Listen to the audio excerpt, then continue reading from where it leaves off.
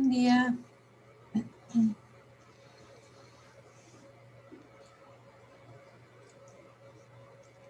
¿Qué tal, chicos? ¿Cómo están?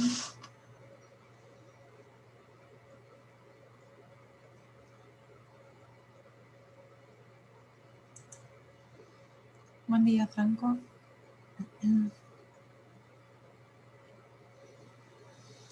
Buenas.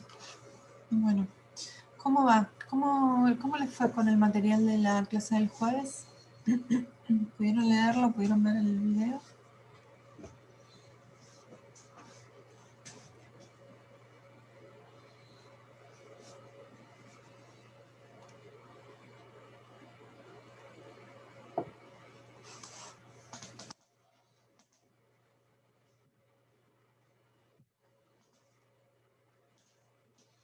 En el archivo que les mandé con las indicaciones, un poco la guía sobre cómo trabajar el material, les pedía que pensaran, vieran, trataran de definir y sobre todo reflexionaran sobre algunos conceptos. Por ejemplo, los conceptos de subjetividad, objetividad, por ejemplo, los conceptos de enunciador, más que de enunciador, de enunciación y enunciado, que son los que menciona Juan en el video. Situación comunicativa, situación de enunciación. ¿Pudieron pensar un poquito en esas categorías, en esos conceptos? ¿Algo que comentar, algo que preguntar?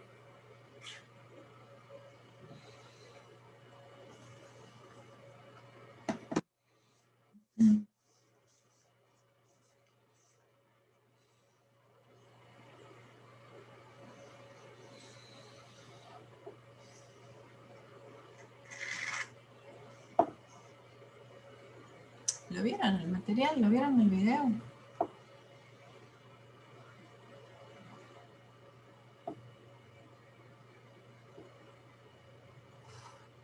Bueno, somos poquitos. Hola, profe. Poquitos. Hola, Lourdes, ¿cómo estás? Buen día. Buen día. No, yo estoy medio atrasada con la lectura, así que todavía no pude leer lo que habías mandado. Bueno. Voy a tratar de hoy de verlo, por lo menos.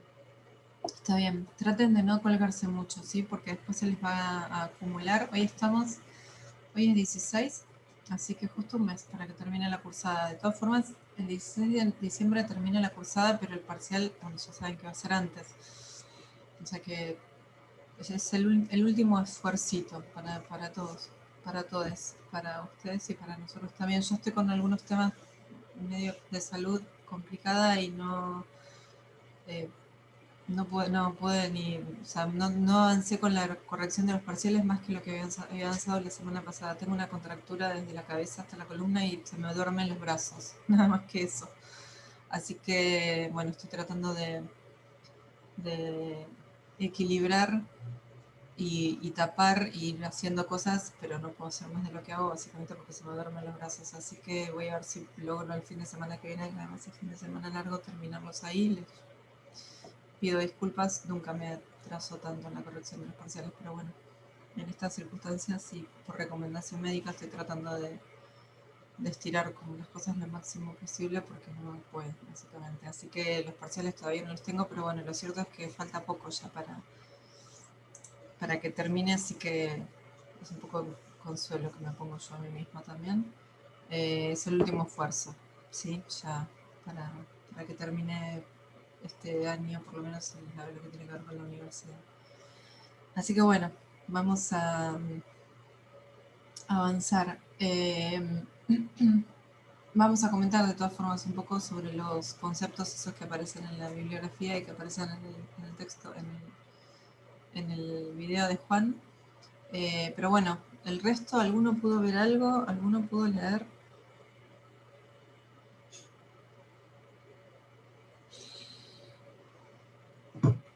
Ok, bueno, entonces,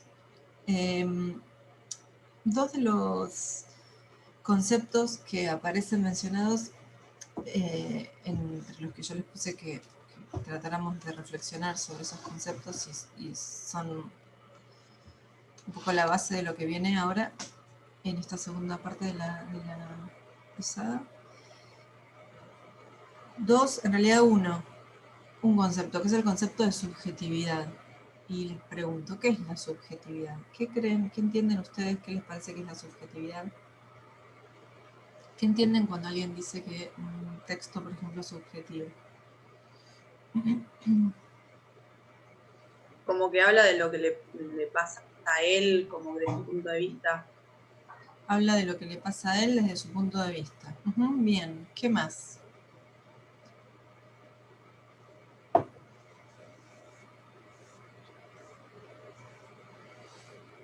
La subjetividad, ¿con qué lo asociamos? ¿Qué tipo de texto, si yo les digo, bueno, nómbrenme un texto que sea bien subjetivo, ¿cuál es lo primero que se les viene a la cabeza? Bueno, profe, desde un punto de vista, desde psicología, lo subjetivo es más lo que le pasa a lo que la visión, podríamos decir, de un sujeto individual no estandarizada. Ya que usted pregunta lo de los textos, a mí se me viene a la cabeza, por ejemplo, la diferencia entre una obra estética y una obra científica, mientras que una obra estética puede tener muchas lecturas, un texto científico no se puede dar el lujo de tener más de una lectura. Bueno, estás tirando un montón de información, Lautaro, está bien. Lo de los textos científicos lo dejo acá y lo vamos a retomar un poquito más adelante, pero tomo todo lo que dijiste antes. Lo de los textos estéticos. Bueno, yo creo que en general cuando nosotros pensamos en subjetividad, pensamos sobre todo en estas dos cosas que están diciendo. Ahí Daira pone en el chat textos de opinión. Asociamos la opinión con la subjetividad, y cuando hablas de producciones culturales, no sé, o estéticas, no sé, digo yo, voy a hablar de la poesía, hablo de la cosa lingüística, que es por ahí lo que tengo más a mano, ¿no? Uno, en general, si pensamos en literatura, bueno, toda la literatura es subjetiva, pero pensamos así, los poemas de amor, las poesías de amor son así como el estereotipo de la cosa más subjetiva, ¿no? En donde el poeta expresa todos sus sentimientos, ¿no? Entonces, en general, la idea que tenemos de la subjetividad es esa, ¿no? La subjetividad asociada con la opinión individual y con los sentimientos. Me animaría a decir individuales también. Bueno, ya Lautaro, me imagino que podrás empezar a revisar ese concepto, ¿no? De la cosa de la opinión, creo que dijiste vos, la visión del mundo individual, ¿no? Porque ya, por lo menos ponerla en cuestión y después ver por todo lo que estuvimos trabajando como Lojinov, ¿no? Esa cosa del punto de vista individual, medio que sabemos que por lo menos ha discutido, ¿no? Que no hay nada individual en el punto de vista, en cómo miramos el mundo. Pero bueno, los autores con los que vamos a trabajar ahora, y sobre todo Benveniste en dos textos que son el aparato formal de la enunciación, el aparato formal de la lengua, siempre digo mal el aparato formal de la enunciación, el aparato formal de la enunciación y, sí, el aparato formal de la enunciación y de la subjetividad en el lenguaje, son los dos textos o fragmentos de texto con los que vamos a trabajar. Plantea la subjetividad como la presencia del sujeto en el lenguaje, ¿sí? La subjetividad como la presencia del sujeto en el lenguaje. O sea, vamos a definir subjetividad, sujeto, como la presencia del sujeto en el lenguaje. Entonces, fíjense cómo se nos amplía absolutamente esta idea de subjetividad, porque entonces ahí va a ser subjetivo, sí, la poesía de amor del poeta enamorado, va a ser subjetivo el texto de opinión, pero va a ser subjetivo todo texto, porque en realidad no hay lenguaje sin sujeto. ¿Sí? Si definimos la subjetividad como la presencia del sujeto en el lenguaje, en realidad no podríamos pensar ninguna producción lingüística que no sea subjetiva, ¿no? Porque toda producción lingüística es producida por un sujeto, ¿sí? Entonces, vamos a tener esto, como los estereotipos, esto de la cosa súper subjetiva de la poesía de amor, pero en realidad cualquiera, esta clase también es subjetiva. La lista de supermercado es subjetiva, ¿sí? Bien, entonces, ¿qué es la objetividad? Les pregunto yo a ustedes. Si la subjetividad es la presencia del sujeto, ¿la objetividad qué será? Si la subjetividad es la presencia del sujeto en el discurso, ¿la objetividad qué será? La falta de sujeto en el lenguaje. Sí, está bien. Ahora, La pregunta que yo te hago, Lourdes, es un poco lo que decía recién. ¿Es posible? Y no. No. ¿Sí? Entonces, en definitiva, lo que vamos a ver es que la objetividad, y de alguna manera es una construcción. ¿De qué manera se construye bueno, la presencia del objeto en el discurso? De alguna manera sí, ahora vamos a ver de qué forma, Franco. ¿De qué manera se construye esa objetividad? Se construye en la medida en que el sujeto borra sus huellas del discurso. ¿Sí? O sea, todo discurso va a ser subjetivo, porque hay sujetos, somos los sujetos los que producimos el discurso. Entonces, todo discurso va a ser subjetivo. ¿De qué manera voy a poder lograr yo un discurso objetivo? Borrando las huellas del sujeto. ¿Sí? Entonces, por ahí pensarlo, en general uno piensa que, bueno, en general tenemos la idea de que hay textos objetivos y textos subjetivos. Y a mí, no sé si les pasa a ustedes, a mí sí. Antes de reflexionar sobre estas cosas, me imaginaba que el texto subjetivo era un texto objetivo al que le habían metido subjetividad, ¿no? Como el texto objetivo, como la cosa neutral, modílica, o sea, así, pura, ¿no? Y la subjetividad, el texto subjetivo era un texto objetivo al que se le habían metido opiniones y muchos adjetivos. Y en realidad, por lo menos desde esta perspectiva, aparece que es un poco al revés, que en realidad todo texto, todo discurso es subjetivo. ¿Sí? Y la objetividad se logra entonces borrando, haciendo desaparecer de manera voluntaria, más, menos consciente, esos rasgos de subjetividad, para que cuando yo tengo un discurso subjetivo, lo que queda en primer plano es el sujeto, ¿sí? En un texto de opinión, ¿sí? Por ejemplo, bueno, el tema sobre el que estamos debatiendo por ahí ya está, qué sé yo, debatamos sobre, vuelvo al lugar común de la legalización del aborto, ya está, ¿qué más podemos decir de ese tema? Lo que estamos escuchando ahora son opiniones, ¿sí? Son puntos de vista. Y lo que nos interesa es el punto de vista, para ver si con este punto de vista coincidimos o no coincidimos, ¿sí? El tema ya pasa a un segundo plano, el objeto pasa al segundo plano, ¿sí? Ahora, en los textos objetivos, ¿qué pasa? Desaparecen las huellas del sujeto, ¿sí? Y cuando desaparecen las huellas del sujeto, queda el objeto en primer plano. Por eso van a ser discursos objetivos. Cuando decís vos, Franco, ahí que es la presencia del objeto, bueno, sí, en definitiva, me dio risa porque me pareció como, bueno, definir subjetividad como la presencia del sujeto, objetividad como la presencia del objeto, me dio risa, pero en realidad de alguna manera lo es, pero lo es de qué forma, bueno, de esta forma que estoy explicando yo, ¿no? El sujeto desaparece, borra sus huellas y al borrarse queda en primer plano el objeto, ¿sí? Entonces, bueno, lo que estamos diciendo es, por un lado, bueno, obviamente la objetividad absoluta no existe, por un lado, en principio la objetividad absoluta no existe porque siempre hay un sujeto detrás de una producción lingüística. Vamos a tener textos más subjetivos y menos subjetivos. Los menos subjetivos son los que se van a ir acercando más a la idea de objetividad, y que los textos objetivos también son una construcción del sujeto, ¿sí? Que en definitiva lo objetivo termina siendo subjetivo, porque es el sujeto quien construye esa objetividad, ¿sí? Bien. Benveniste pasa por un montón de reflexiones para llegar a esta idea, ¿no? Y dice cosas bastante piolas, como por ejemplo, bueno, todas las reflexiones que hace sobre la relación entre lengua y sujeto, entre lenguaje y sujeto.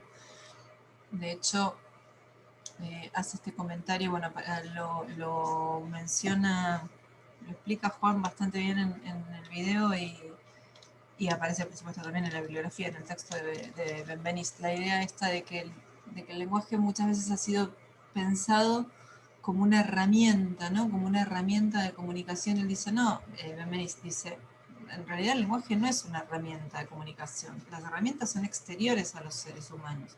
Una herramienta es un martillo que yo puedo utilizar para hacer un trabajo, pero es exterior al ser humano. Y el lenguaje no es exterior, de hecho, el lenguaje hace que el ser humano se constituya como ser humano a tal punto que la categoría de persona, ¿sí? Cuando yo hablo de categoría de persona, ¿a qué me refiero? ¿Qué son las categorías de persona?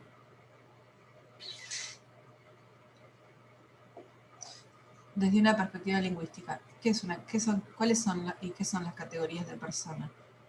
¿Cuáles son las personas del discurso? Primera, tercera, segunda, no sé si segunda, ¿no? Primera, tercera.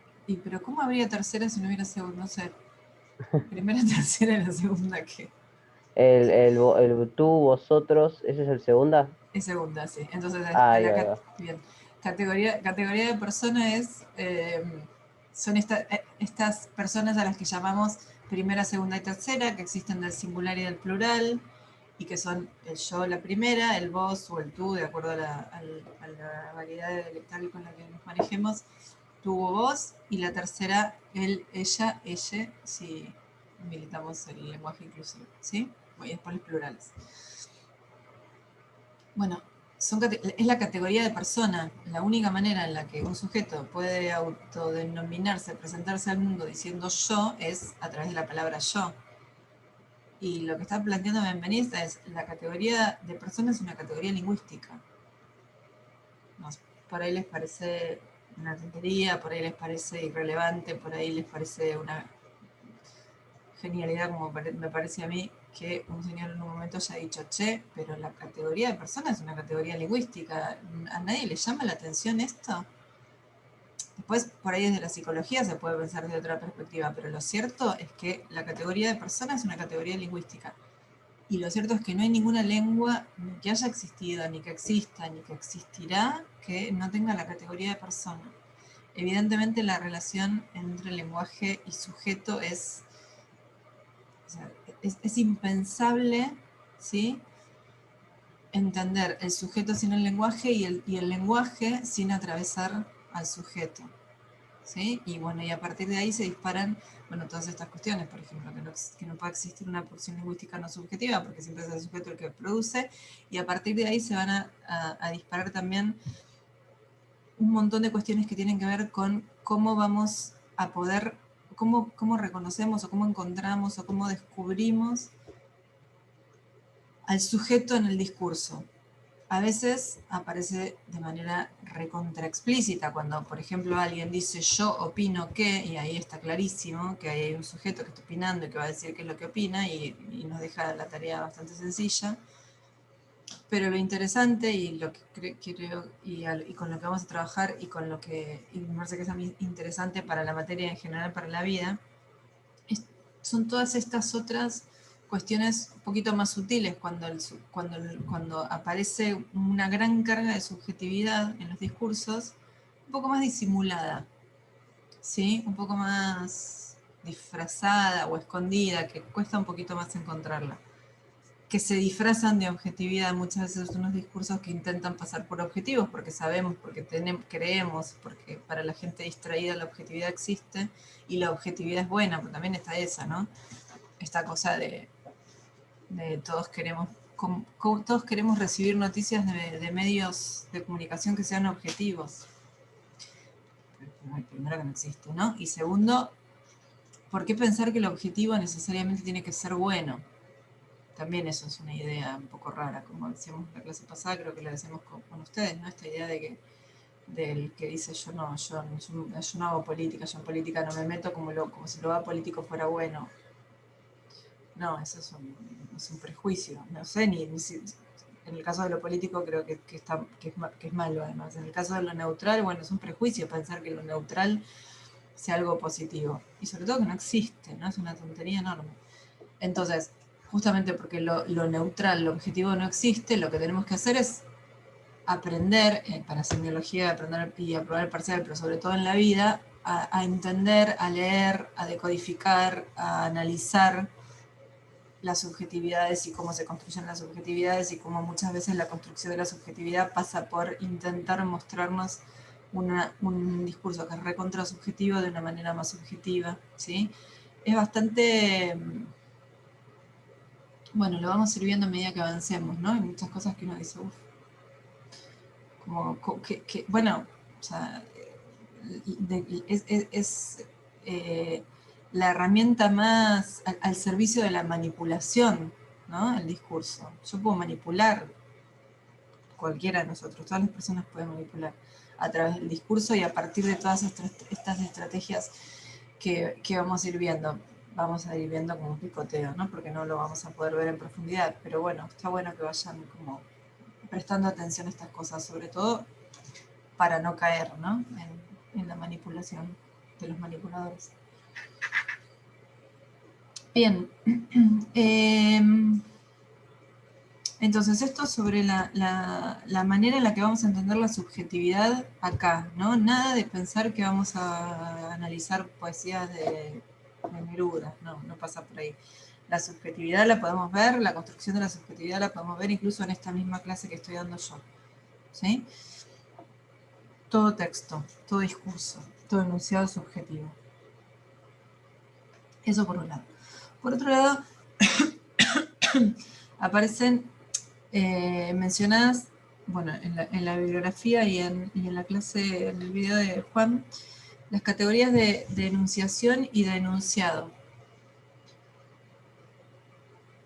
Si alguno vio el video y leyó la bibliografía, ¿qué les quedó de esa diferencia entre enunciación y enunciado? Que me puedan contar, me puedan decir, puedan preguntar. ¿Se entendió?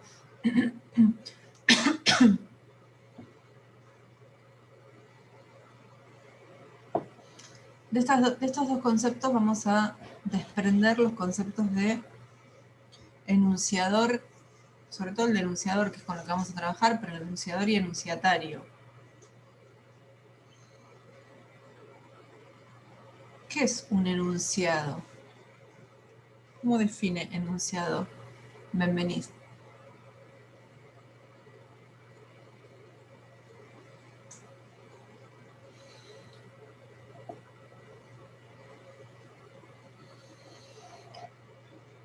Una consigna, un enunciado, una consigna. ¿Me está preguntando, Franco, si un enunciado es una consigna?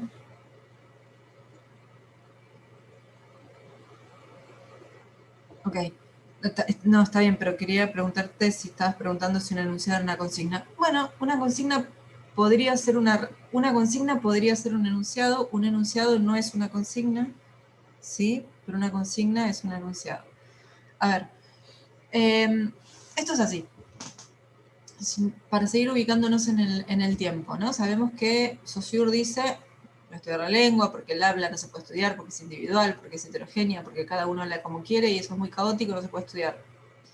Ya vimos que aparecen, bueno, ya habíamos visto el texto de Benveniste la semana pasada sobre la significancia semiótica y la significancia semántica, también Voloshinov decía, bueno, para un cachito, por ahí no es tan individual, por ahí está atravesado por lo social. Y siguiendo con Benveniste dice, bueno, a ver, hay un aparato formal de la lengua, el sistema de la lengua con sus signos, con sus relaciones, con sus significados, significantes, eso está bien.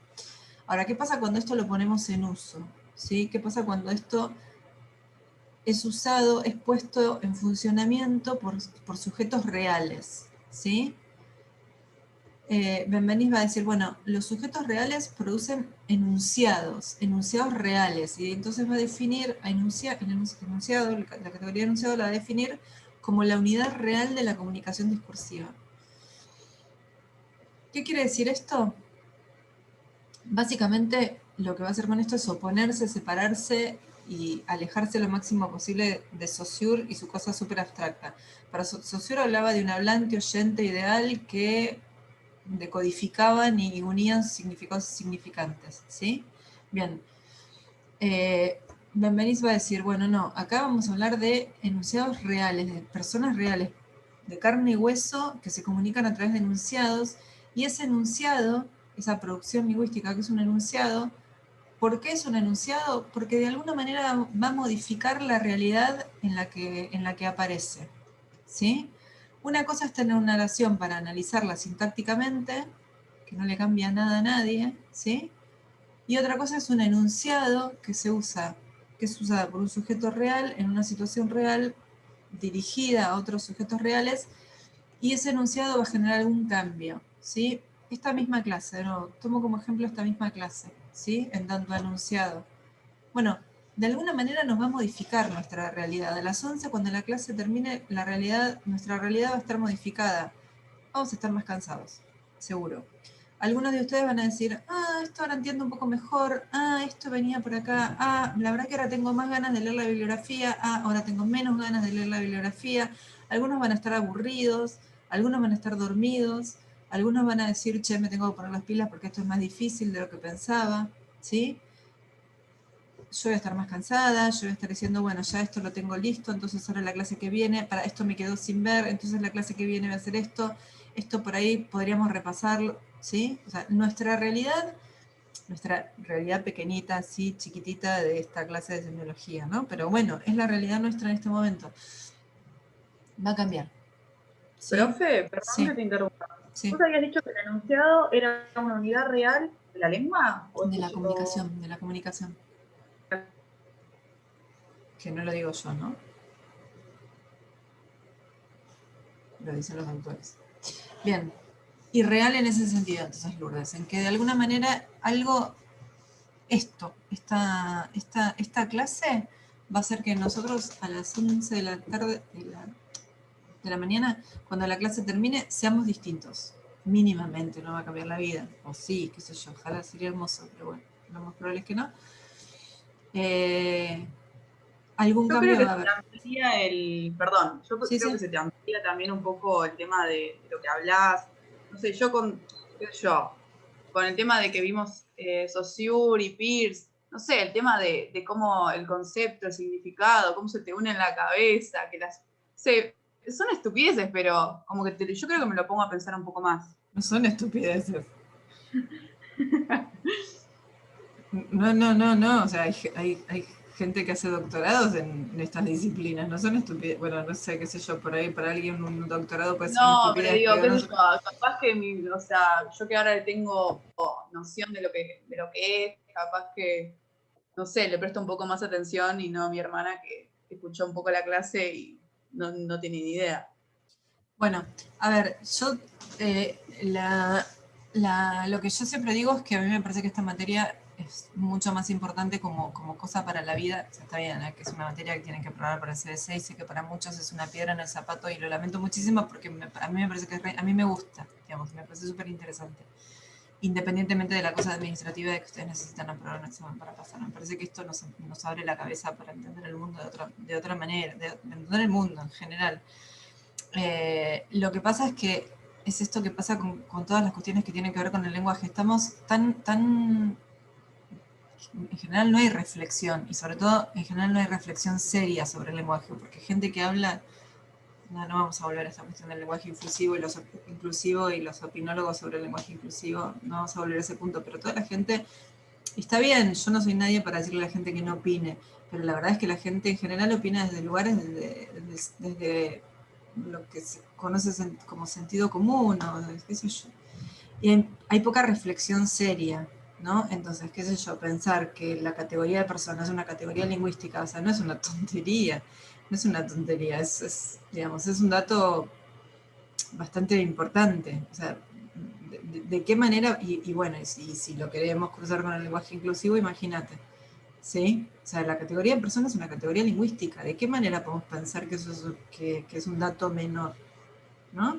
Y que un sujeto habla siempre con otro, con una segunda persona. Que el sujeto se construye por oposición a una segunda persona con la que habla. Esa segunda persona después se puede llenar con lo que sea. Puede ser yo misma, yo, y decirme, che, pero qué boluda que sos.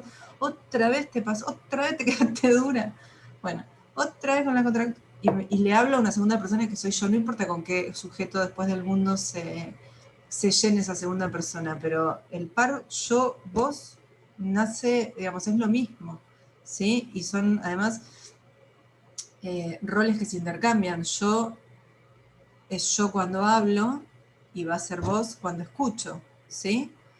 Esto lo vamos a profundizar la clase que viene cuando nos metemos en el tema de deícticos.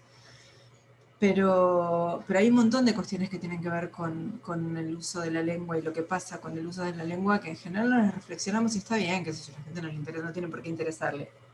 Una cosa es que no tenga por qué interesarle, otra cosa es pensar que son tonterías, no me parece para nada que sean tonterías. Y no son tonterías sobre todo porque vamos a llegar ahora, vamos a hablar unas cositas más sobre enunciación y enunciado en general, y después nos vamos a meter con la noción de género discursivo. Vamos a ver la conclusión a la que vamos a llegar cuando veamos la noción de género discursivo. No es ninguna tontería, ¿sí? Entonces, enunciado como unidad real de la comunicación, esto es discusión de Bakhtin también, con Saussure, esta cosa abstracta de si yo veo en un libro de gramática y tengo que analizar una oración que sea mañana va a llover, ¿sí? Analizo la oración mañana va a llover y queda ahí, y no nos cambia en absoluto. Lo que dice, paso a Bakhtin ahora, lo que dice Bakhtin es, si yo agarro el diario y en la parte donde me aparece, o veo la tele y en el momento del pronóstico dice mañana va a llover, cambia las cosas. ¿Qué hago si yo veo en el pronóstico que dice mañana va a llover?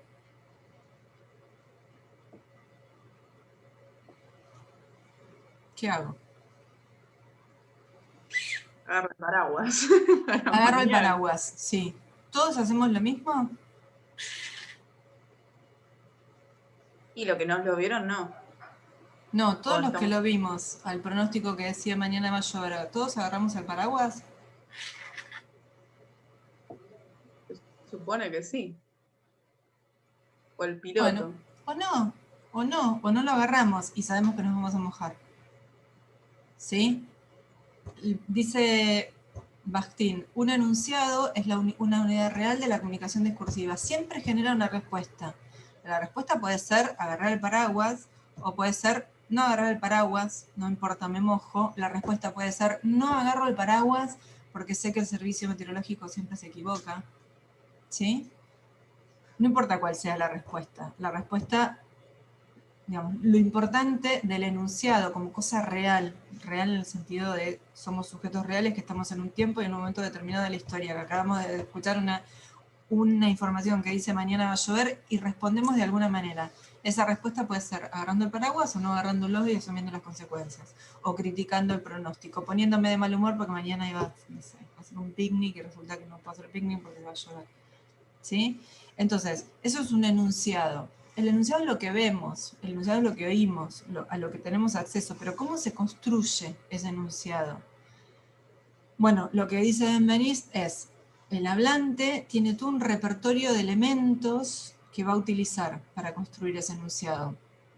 Todo ese repertorio de elementos, en definitiva, es la lengua, ese sistema formal de la enunciación.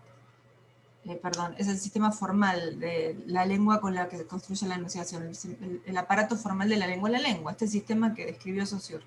Entonces, el hablante toma elementos de ese sistema y los utiliza para construir su enunciado. ¿Sí? Entonces, por ejemplo, en el enunciado vamos a encontrar que yo muchas veces digo, por ejemplo, bueno, yo cuando doy este tema lo planteo de esta forma, pero a veces digo, nosotros cuando damos este tema lo planteamos de esta forma. ¿Quién es yo? Yo, Sabrina, que estoy dando la clase. Y cuando digo nosotros, ¿quién es ese nosotros?